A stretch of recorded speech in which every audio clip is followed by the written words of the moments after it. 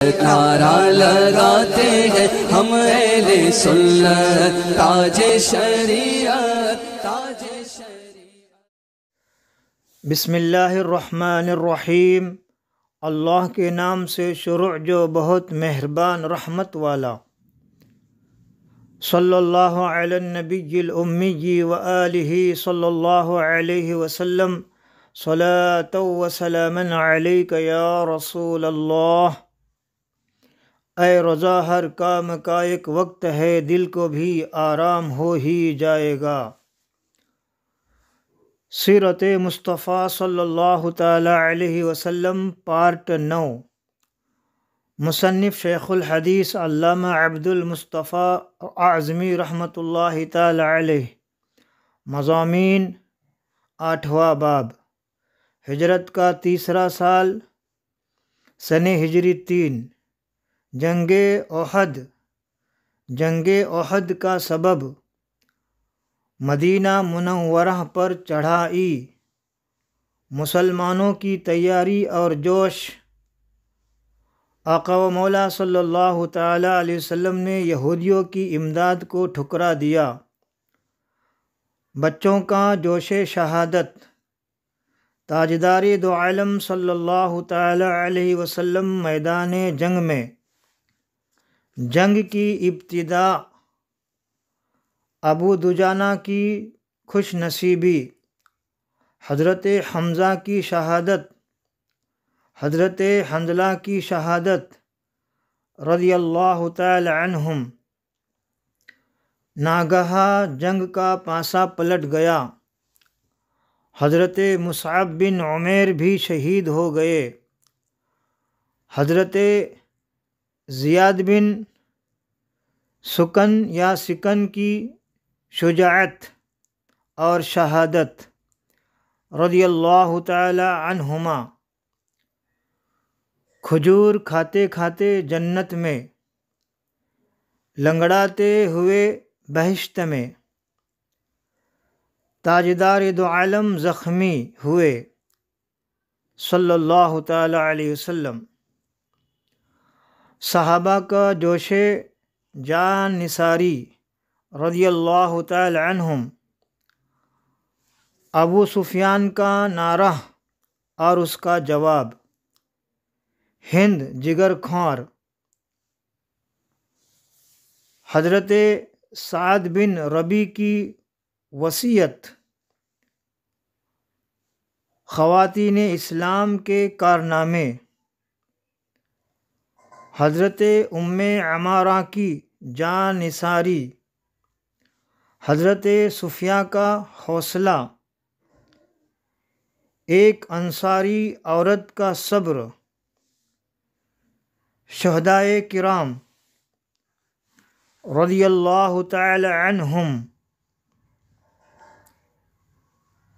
قبور شہداء کی زیارت۔ حیات شہداء۔ کعب بن اشرف کا قتل۔ غزوہ غطفان یا غطفان۔ سن ہجری 3 کے واقعات متفرقہ۔ سوالات: 8واں باب، مضامین ڈسکرپشن میں اردو اور انگلش میں ضرور پڑھے۔ صفحہ 200 سے 228 تک۔ 8واں باب، ہجرت کا تیسرا سال، سن ہجری 3، جنگ احد۔ اس سال کا سب سے بڑا واقعہ جنگ احد ہے۔ احد ایک پہاڑ کا نام ہے جو مدینہ منورہ سے تقریباً 3 میل دور ہے۔ چونکہ حق و باطل کا یہ عظیم معرکہ اسی پہاڑ کے دامن میں درپیش ہوا، اسی لیے یہ لڑائی غزوہ احد کے نام سے مشہور ہے، اور قرآن مجید کی مختلف آیتوں میں اس لڑائی کے واقعات کا خداوند عالم نے تذکرہ فرمایا ہے۔ جنگ احد کا سبب، یہ آپ پڑھ چکے ہیں کہ اور سن چکے ہیں کہ جنگ بدر میں 70 کفار قتل اور 70 گرفتار ہوئے تھے، اور جو قتل ہوئے ان میں سے اکثر کفار قریش کے سردار بلکہ تاجدار تھے۔ اس بنا پر مکہ کا ایک ایک گھر ماتم کدہ بنا ہوا تھا، اور قریش کا بچہ بچہ جوش انتقام میں آتش غیظ و غضب کا تنور بن کر مسلمانوں سے لڑنے کے لیے بے قرار تھا۔ عرب خصوصاً قریش کا یہ امتیاز تھا کہ وہ اپنے ایک ایک مقتول کے خون کا بدلہ لینے کو اتنا بڑا فرض سمجھتے تھے جس کو ادا کیے بغیر گویا ان کی ہستی قائم نہیں رہ سکتی تھی۔ چنانچہ جنگ بدر کے مقتولوں کے ماتم سے جب قریشیوں کو فرصت ملی تو انہوں نے یہ عزم کر لیا کہ ارادہ کر لیا کہ جس قدر ممکن ہو جلد سے جلد مسلمانوں سے اپنے مقتولوں کے خون کا بدلہ لینا چاہیے۔ چنانچہ ابو جہل کا بیٹا اکرمہ اور امیہ کا لڑکا صفوان اور دوسرے کفار قریش جن کے باپ بھائی بیٹے جنگ بدر میں قتل ہو چکے تھے، سب کے سب ابو سفیان کے پاس گئے اور کہا کہ مسلمانوں نے ہماری قوم کے سرداروں کو قتل کر ڈالا ہے، اس کا بدلہ لینا ہمارا قومی فریضہ ہے، لہٰذا ہماری خواہش ہے کہ قریش کی مشترکہ تجارت میں اس سال جتنا نفع ہوا ہے وہ سب قوم کے جنگی فنڈ میں جمع ہونا چاہیے، اور اس رقم سے بہترین ہتھیار خرید کر اپنی لشکری طاقت بہت جلد مضبوط کر لینی چاہیے، اور پھر ایک عظیم فوج لے کر مدینہ پر چڑھائی کر کے بانی اسلام اور مسلمانوں کو دنیا سے نیست و نابود کر دینا چاہیے۔ ابو سفیان نے خوشی خوشی قریش کی اس درخواست کو منظور کر لیا، لیکن قریش کو جنگ بدر سے یہ تجربہ ہو چکا تھا کہ مسلمانوں سے لڑنا کوئی آسان کام نہیں ہے۔ آندھیوں اور طوفانوں کا مقابلہ، سمندر کی موجوں سے ٹکرانا، پہاڑوں سے ٹکر لینا بہت آسان ہے، مگر محمد رسول اللہ صلی اللہ تعالی علیہ وسلم کے عاشقوں سے جنگ کرنا بڑا ہی مشکل کام ہے۔ اس لیے انہوں نے اپنی جنگی طاقت میں بہت زیادہ اضافہ کرنا نہایت ضروری خیال کیا۔ چنانچہ ان لوگوں نے ہتھیاروں کی تیاری اور سامان جنگ کی خریداری میں پانی کی طرح روپیہ بہانے کے ساتھ ساتھ پورے عرب میں جنگ کا جوش اور لڑائی کا بخار پھیلانے کے لیے بڑے بڑے شاعروں کو منتخب کیا جو اپنی آتش بیانی سے تمام قبائل عرب میں جوش انتقام کی آگ لگا دے۔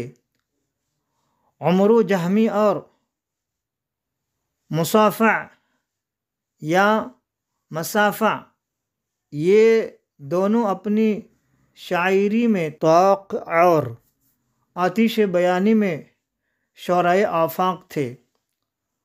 ان دونوں نے باقاعدہ دورہ کر کے تمام قبائل عرب میں ایسا جوش اور اشتعال پیدا کر دیا کہ بچہ بچہ خون کا بدلہ خون کا نعرہ لگاتے ہوئے مرنے اور مارنے پر تیار ہو گیا، جس کا نتیجہ یہ ہوا کہ ایک بہت بڑی فوج تیار ہو گئی۔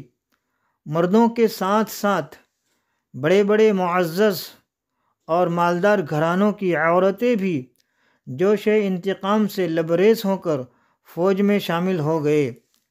جن کے باپ، بھائی، بیٹے، شوہر جنگ بدر میں قتل ہوئے تھے، ان عورتوں نے قسم کھا لی تھی کہ ہم اپنے رشتہ داروں کے قاتلوں کا خون پی کر ہی دم لیں گے۔ آقا کون و مکا صلی اللہ تعالی علیہ وسلم کے چچا حضرت حمزہ رضی اللہ تعالی عنہ نے ہند کے باپ عتبہ اور جبیر بن مطعم یا مطعم کے چچا کو جنگ بدر میں قتل کیا تھا۔ اس بنا پر ہند نے وحشی کو، جو جبیر بن مطعم کا غلام تھا، حضرت حمزہ رضی اللہ تعالی عنہ کے قتل پر آمادہ کیا اور یہ وعدہ کیا کہ اگر اس نے حضرت حمزہ رضی اللہ تعالی عنہ کو قتل کر دیا تو وہ اس کارگزاری کے صلہ میں آزاد کر دیا جائے گا۔ مدینہ منورہ پر چڑھائی۔ الغرض بے پناہ جوش و خروش اور انتہائی تیاری کے ساتھ لشکر کفار مکہ سے روانہ ہوا اور ابو سفیان اس لشکر جرار کا سپہ سالار بنا۔ نبی کونین صلی اللہ تعالی علیہ وسلم کے چچا حضرت عباس رضی اللہ تعالی عنہ، جو خفیہ طور پر مسلمان ہو چکے تھے اور مکہ میں رہتے تھے، انہوں نے ایک خط لکھ کر سرکار دو عالم صلی اللہ تعالی علیہ وسلم کو کفار قریش کی لشکر کشی سے مطلع کر دیا، یعنی باخبر کر دیا۔ جب نبی کونین صلی اللہ تعالی علیہ وسلم کی خوفناک خبر ملی تو آقا کون و مکا صلی اللہ تعالی علیہ وسلم نے 5 شوال سن ہجری 3 کو حضرت عدی بن فضالہ رضی اللہ تعالی عنہ کے دونوں لڑکوں حضرت انس اور حضرت مونس رضی اللہ تعالی عنہما کو جاسوس بنا کر کفار قریش کے لشکر کی خبر لانے کے لیے روانہ فرمایا۔ چنانچہ ان دونوں نے آ کر یہ پریشان کن خبر سنائی کہ ابو سفیان کا لشکر مدینہ کے بالکل قریب آ گیا ہے اور ان کے گھوڑے مدینہ شریف کی چراگاہ عریس کی تمام گھاس چر گئے۔ مسلمانوں کی تیاری اور جوش۔ یہ خبر سن کر 14 شوال سن ہجری 3 جمعہ کی رات میں حضرت سعد بن معاذ و حضرت اسید بن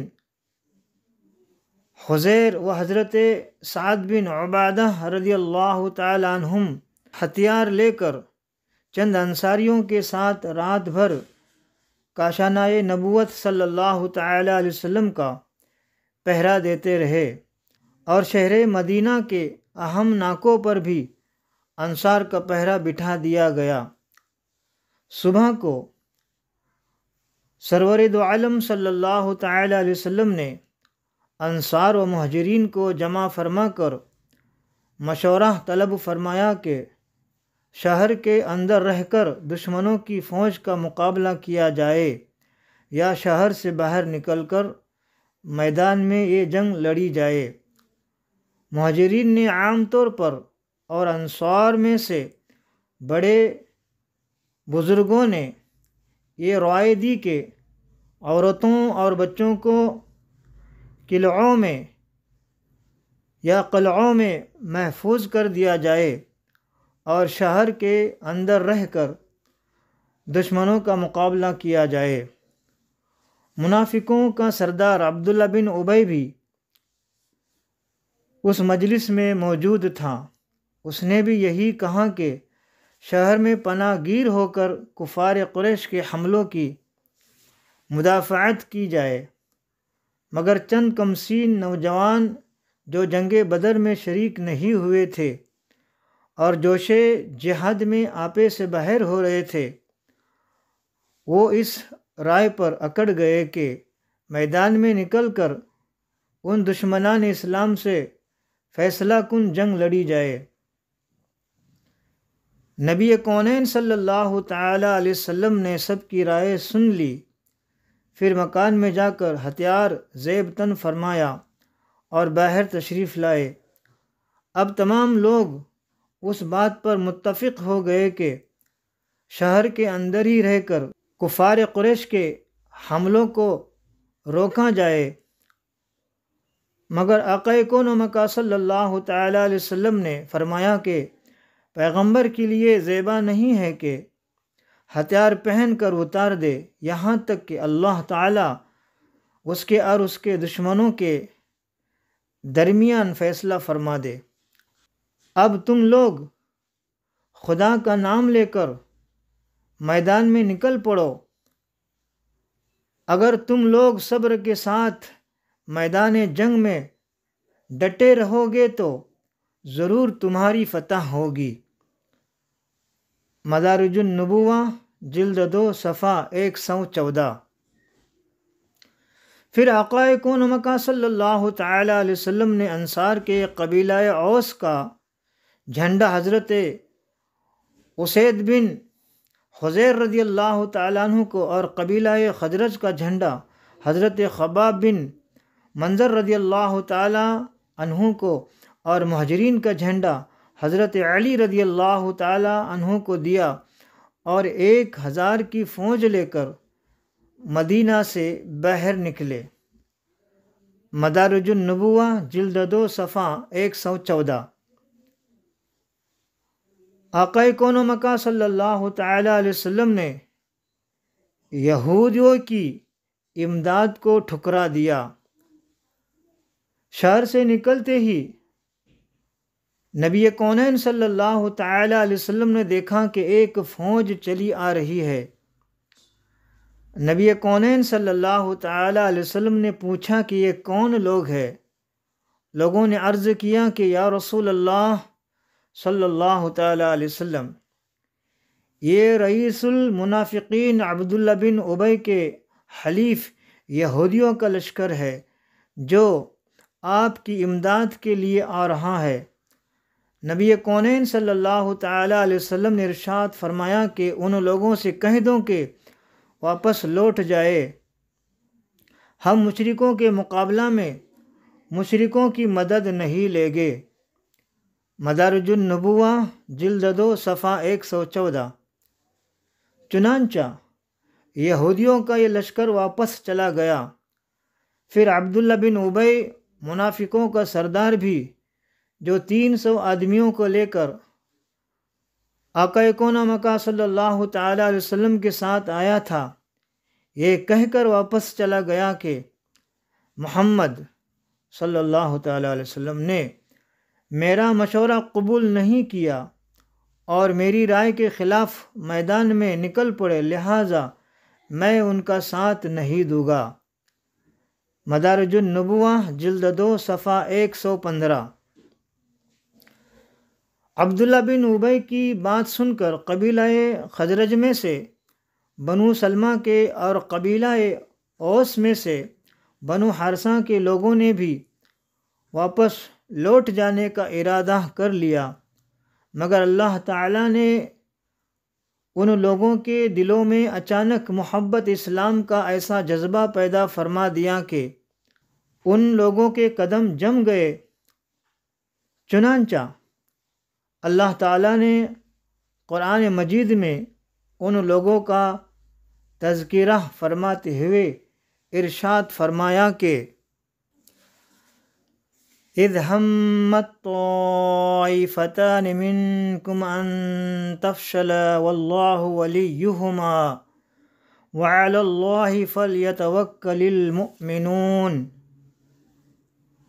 جب تم میں کے 2 گروہوں کا ارادہ ہوا کہ نامردی کر جائے اور اللہ ان کا سنبھالنے والا ہے، اور مسلمانوں کو اللہ ہی پر بھروسہ چاہیے۔ پارہ 4 سورہ 3 سورہ آل عمران آیت نمبر 122، ترجمہ کنز الایمان۔ مصنف رحمۃ اللہ تعالی علیہ کا ترجمہ: جب تم میں کے دو گروہوں کا ارادہ ہوا کہ نامردی کر جائے اور اللہ ان کا سنبھالنے والا ہے، اور مسلمانوں کو اللہ ہی پر بھروسہ ہونا چاہیے۔ اب آقا کون و مکان صلی اللہ تعالیٰ علیہ وسلم کے لشکر میں کل 700 صحابہ رضی اللہ تعالی عنہم رہ گئے، جن میں کل 100 زرہ پونچھ تھے، اور کفار کی فوج میں 3000 اشرار کا لشکر تھا، جن میں 700 زرہ پونچھ جوان، 200 گھوڑے، 3000 اونٹ اور 15 عورتیں تھیں۔ شہر سے باہر نکل کر آقا کونین صلی اللہ تعالیٰ علیہ وسلم نے اپنے فوج کا معائنہ فرمایا، اور جو لوگ کم عمر تھے ان کو واپس لوٹا دیا کہ جنگ کے ہولناک موقع پر بچوں کا کیا کام، بچوں کا جوش جہاد۔ مگر جب حضرت رافع بن خدیج یا خدیج رضی اللہ تعالیٰ عنہ سے کہا گیا کہ تم بہت چھوٹے ہو، تم بھی واپس چلے جاؤ، تو وہ فوراً انگوٹھوں کے بل تن کر کھڑے ہو گئے تاکہ ان کا قد اونچا نظر آئے۔ چنانچہ ان کی یہ ترکیب چل گئی اور وہ فوج میں شامل کر لیے گئے۔ حضرت سمرہ رضی اللہ تعالیٰ عنہ جو ایک کم عمر نوجوان تھے، جب ان کو واپس کیا جانے لگا تو انہوں نے عرض کیا کہ میں رافع بن خدیج کو یا خدیج کو کشتی میں پچھاڑ لیتا ہوں، اس لیے اگر وہ فوج میں لیے گئے ہیں تو پھر مجھ کو بھی ضرور جنگ میں شریک ہونے کی اجازت ملنی چاہیے۔ چنانچہ دونوں کا مقابلہ کرایا گیا، اور واقعی حضرت سمرہ رضی اللہ تعالیٰ عنہ نے حضرت رافع بن خدیج یا خدیج رضی اللہ تعالیٰ عنہ کو زمین پر دے مارا۔ اسی طرح ان دونوں پرجوش نوجوانوں کو جنگ احد میں شرکت کی سعادت نصیب ہو گئی۔ مدارج النبوہ جلد 2 صفحہ 114۔ تاجدار دو عالم صلی اللہ تعالی علیہ وسلم میدان جنگ میں۔ مشرکین تو 12 شوال سنہ ہجری 3 بود کے دن ہی مدینہ منورہ کے قریب پہنچ کر کوہ احد پر اپنا پڑاؤ ڈال چکے تھے، مگر آقا کون و مکان صلی اللہ تعالیٰ علیہ وسلم 14 شوال سنہ ہجری 3 بعد نماز جمعہ مدینہ منورہ سے روانہ ہوئے۔ رات کو بنی بخار میں رہے اور 15 شوال سنیچر کے دن نماز فجر کے وقت احد میں پہنچے۔ حضرت بلال رضی اللہ تعالیٰ عنہ نے اذان دی، اور آقا کون و مکان صلی اللہ تعالیٰ علیہ وسلم نے نماز فجر پڑھا کر میدان جنگ میں مورچہ بندی شروع فرمائی۔ حضرت عکاشہ بن محصن اسدی کو لشکر کے میمنہ یعنی دائیں بازو پر، اور حضرت ابو سلمہ بن عبد الاسد مخزومی کو میسرہ یعنی بائیں بازو پر، اور حضرت ابو عبیدہ بن الجراح و حضرت سعد بن ابی وقاص کو مقدمہ یعنی اگلے حصہ پر، اور حضرت مقداد یا مقداد بن عمرو کو ساکہ یعنی پچھلے حصہ پر افسر مقرر فرمایا رضی اللہ تعالی عنہم، اور صف بندی کے وقت احد پہاڑ کو پشت پر رکھا، اور کوہ عینین یا عینین کو جو وادی قنہ میں ہے اپنے بائیں طرف رکھا۔ لشکر کے پیچھے پہاڑ میں ایک درہ یعنی تنگ راستہ تھا جس میں سے گزر کر کفار قریش مسلمانوں کی صفوں کے پیچھے سے حملہ آور ہو سکتے تھے۔ اس لیے آقا کون مکہ صلی اللہ تعالیٰ علیہ وسلم نے اس درہ کی حفاظت کے لیے 50 تیر اندازوں کا ایک دستہ مقرر فرما دیا اور حضرت عبداللہ بن جبیر رضی اللہ تعالیٰ عنہ کو اس دستہ کا افسر بنا دیا اور یہ حکم دیا کہ دیکھو، ہم چاہے مغلوب ہوں یا غالب، یعنی جیت جائے یا ہار جائے، مگر تم لوگ اپنی اس جگہ سے اس وقت تک نہ ہٹنا جب تک میں تمہارے پاس کسی کو نہ بھیجوں۔ مدارج النبوہ جلد 2 صفحہ 115 و بخاری۔ مشرکین نے بھی نہایت ہی باقاعدگی کے ساتھ اپنی صفوں کو درست کیا، چنانچہ انہوں نے اپنے لشکر کے میمنہ پر خالد بن ولید کو اور میسرہ پر اکرمہ بن ابو جہل کو افسر بنا دیا۔ سواروں کا دستہ صفوان بن امیہ کی کمان میں تھا۔ تیر اندازوں کا ایک دستہ الگ تھا جن کا سردار عبداللہ بن ربیعہ تھا اور پورے لشکر کا علم بردار طلحہ بن ابو طلحہ تھا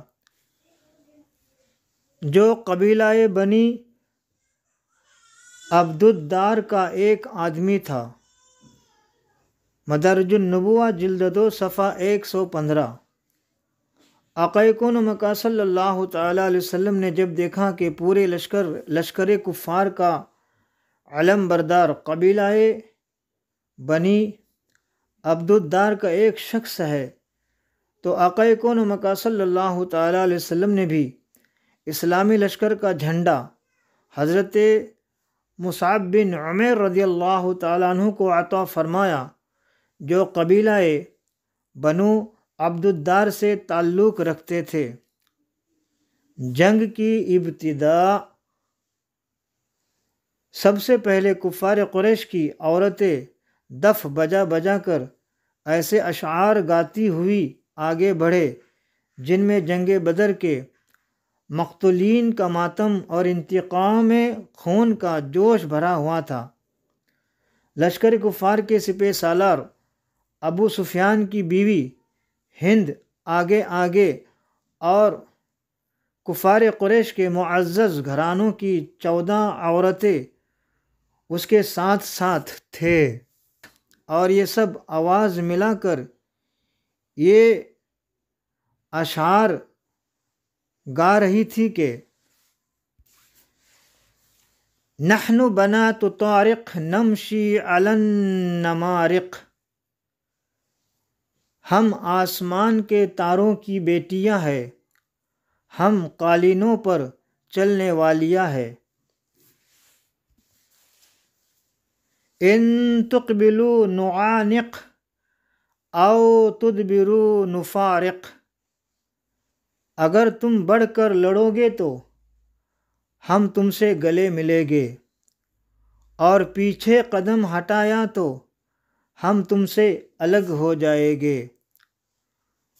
مشرکین کی صفوں میں سے سب سے پہلے جو شخص جنگ کے لیے نکلا وہ ابو عامر اوسی یا ابو عمر اوسی تھا، جس کی عبادت اور پارسائی کی بنا پر مدینہ والے اس کو راہب کہا کرتے تھے، مگر آقا کون مکہ صلی اللہ تعالیٰ علیہ وسلم نے اس کا نام فاسق رکھا تھا۔ زمانہ جاہلیت میں یہ شخص اپنے قبیلہ اوس کا سردار تھا اور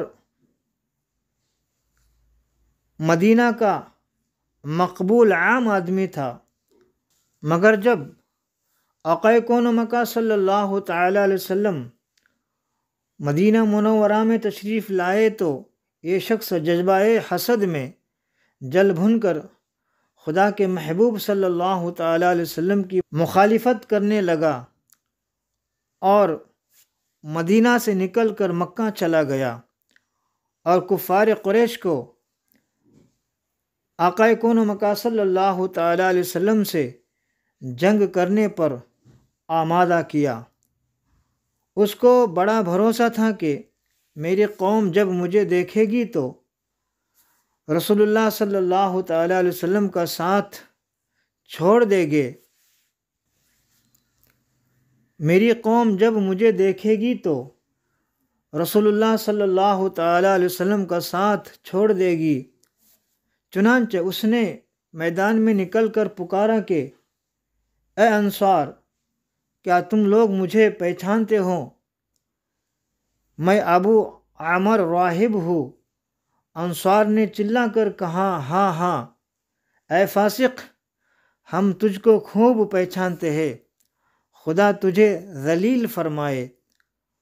ابو عامر اپنے لیے فاسق کا لفظ سن کر تل ملا گیا یا تل ملا گیا، کہنے لگا کہ ہائے افسوس، میرے بعد میری قوم بالکل ہی بدل گئی۔ پھر کفار قریش کی ایک ٹولی جو اس کے ساتھ تھی مسلمانوں پر تیر برسانے لگی۔